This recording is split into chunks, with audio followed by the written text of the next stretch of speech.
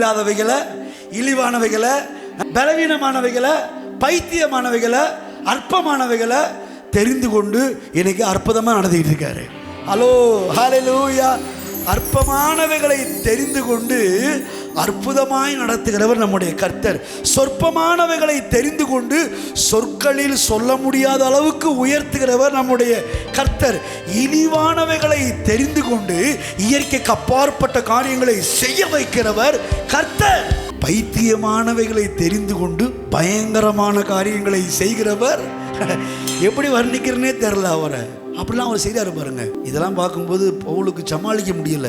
என்னையை தெரிந்து கொண்டாரு சரி, ஆனால் இந்த லூசு பயலுக, இந்த இல்லாத பயலுக இவங்களை தூக்கி எடுத்து ரட்சித்தது மாத்திரமல்ல, இவங்க மூலமாக அநேகருக்கு ரட்சிப்பை கொடுத்து இவங்களை மாதிரியாக உட்கார வச்சிருக்கிறாருன்னா எப்பப்பா, அவருடைய தெரிந்து கொள்ளுதல் ரொம்ப ஆச்சரியமாக இருக்கிறது.